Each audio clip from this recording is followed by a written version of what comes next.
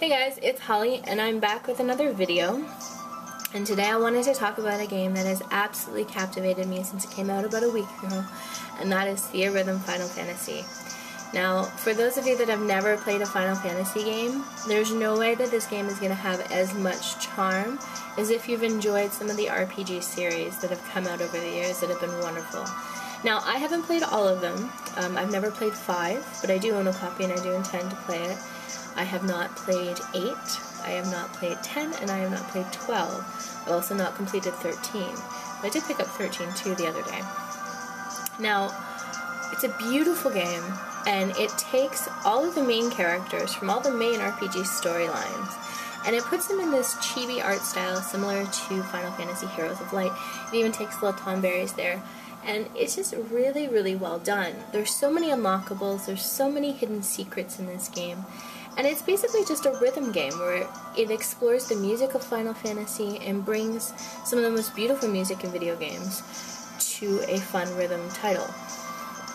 Now, Square Enix even went the extra mile. If you pre-ordered the game, they give you this awesome grip stylus here. And you had the choice of any of the characters, I'll show you real quick, that you could put on top. I put Lightning on top of mine. And this actually came packed in the cartridge case, which I thought was awesome. They also went the extra mile and put full color art in the little squares in the case, which again is such a nice extra touch.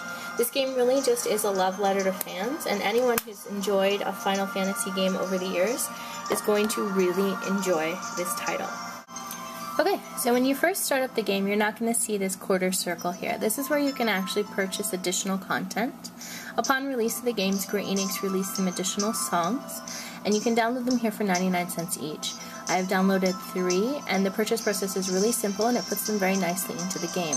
But they are also not required to play the game. So when you start, you get 2 save files. I'll load mine here.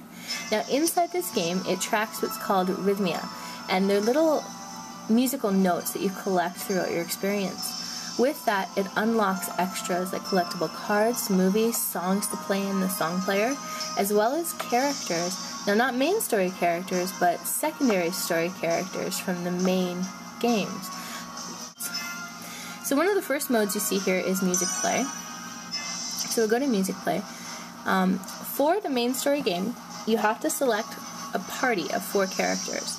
Now, my initial party is Lightning as my leader, Cecil, who's Paladin, as my secondary, and then I had the Warrior of Light and I had Farion here, but I've swapped them out for Bartz and Terra. Just wanted to try some new ones. You also have a series mode where you play through all of main series games, a challenge mode where you can increase your level of difficulty, and a chaos shrine where you play what are called dark notes that you can then swap as part of Street Pass.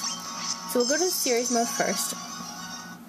Now, in each series, you can see there's a prelude, an end theme, and then 3 types of musical games. The first one is FMS, or Field Music Song. The second one is BMS, or Battle Music Song, and then you have an Event Music Song. And each type of song plays differently. And I'll talk a little bit about that here. And we'll play a battle.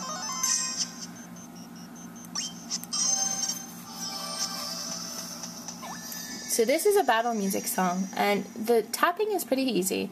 For red notes you tap, for green ones you tap and hold, and then for yellow directional notes you tap and slide the stylus.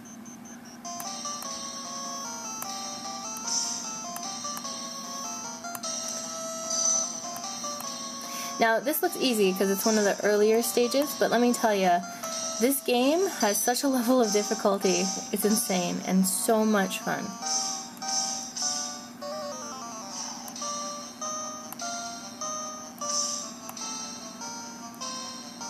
So we also have field music sections in the game, and these play very different from the battle music sections. They actually scroll from right to left. Your characters do have the ability to die, so you have to be careful not to miss notes. You have the ability in here to unlock a chocobo portion of the song, and if you unlock the chocobo, then you also have the ability to unlock a Moogle and get a prize from the Mog, which I think is really awesome. Now, it does play very similar as the type of notes are red, you tap, green, you hold.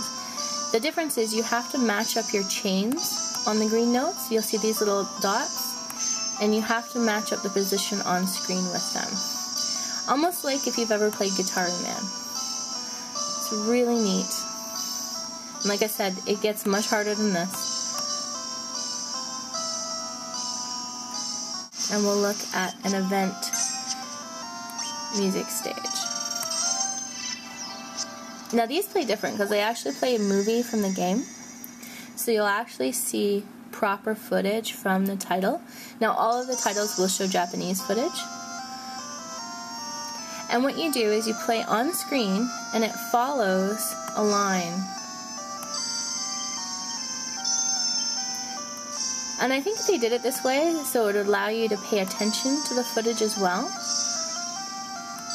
but still play along with the rhythm. So you can see the battle with Garland there. Classic battle from Final Fantasy I. As you can see, it is a bit distracting.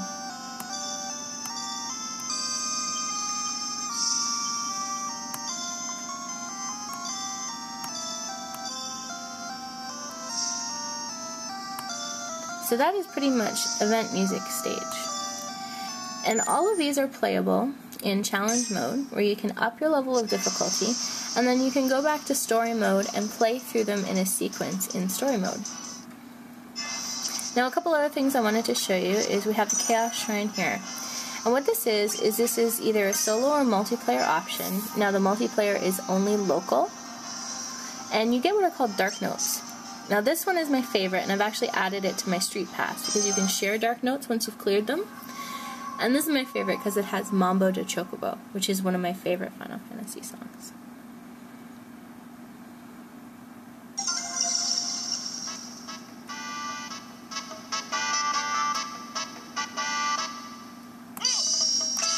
And the difficulty in this is a bit stepped up.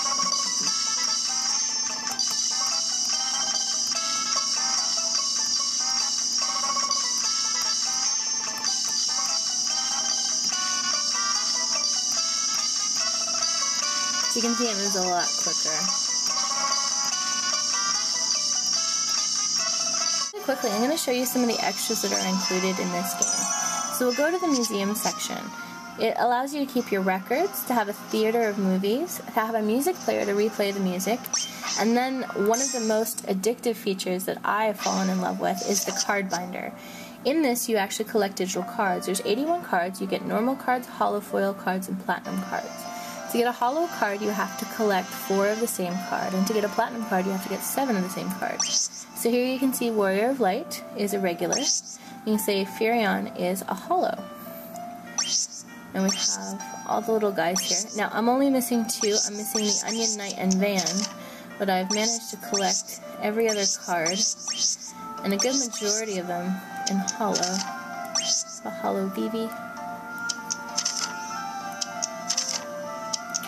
We have a hollow Chocobo. Hollow Tonberry, who is very cute in this game.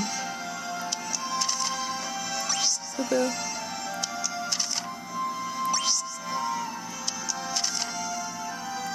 Now, you can also enter passwords for these cards, which is a really addictive system too, to find the passwords that come with almost a scavenger hunt of clues from the different Final Fantasy main story games.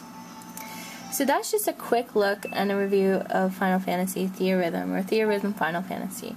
I absolutely love this title. I think it's one of the best for the Nintendo 3DS, and it's probably going to be in contention for my Game of the Year, because it's just such a love letter to fans. And anyone who's appreciated any of the Final Fantasy games is truly going to appreciate the effort Square Enix went into for this. Let me know what you think of the game. If you played the game, let me know some of your favorite parts of it, and thanks very much for watching.